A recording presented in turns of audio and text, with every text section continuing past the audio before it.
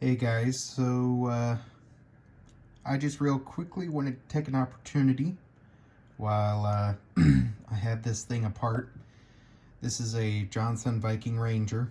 It is not the Johnson Viking 2, but I want everybody to be aware before they buy radios and such. Typically, if it's too good to be true, it usually is. I bought this Ranger about 2 years ago, and the guy said he was unaware of anything being wrong with it. But what we have is I opened it up, and the choke here was non-existent. It wasn't installed. It wasn't there at all. This cap,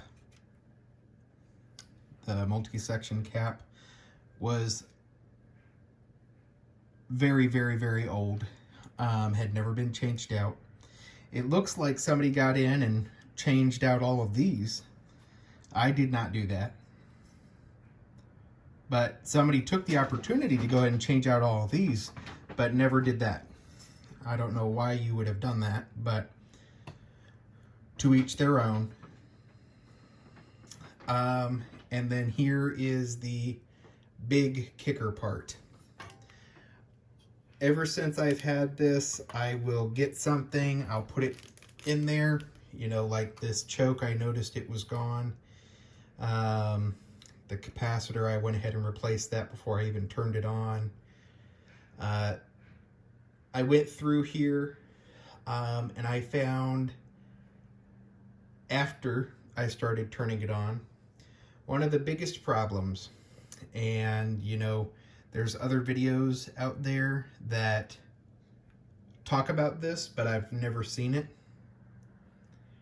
And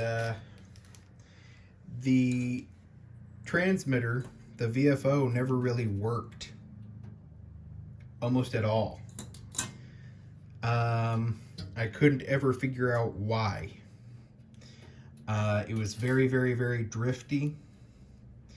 And from what I've been told, I kind of gathered that there's a resistor in here in the VFO section that goes bad after a while and can have a catastrophic meltdown. Well, that resistor is still here. It didn't have a meltdown, but it's still here. It's right there, and it looks kind of crispy. I don't think it's been really damaged, but it doesn't look good.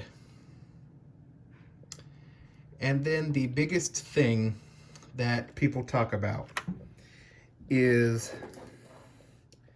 there is an insulator that goes right here. And now I will say this has been changed out.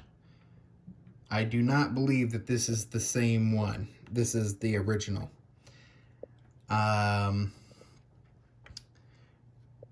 So it leads me to believe that someone got in the VFO at one point. I guess while they had done it, they ended up breaking the little phenolic insulator that's in there. And I took this thing out. I took it off, pulled it out, and it was crumbled. Completely crumbled to bits. Just not at all good.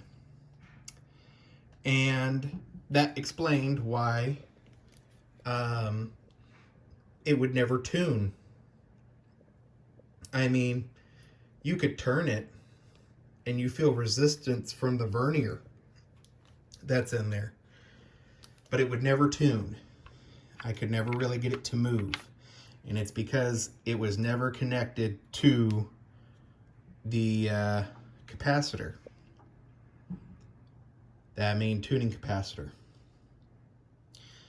So just be very careful, guys, whenever you go and buy one of these tube rigs, these vintage tube rigs. Make sure you know exactly what's going on in it. Luckily, I found a guy on eBay who sells a little repair kit for this.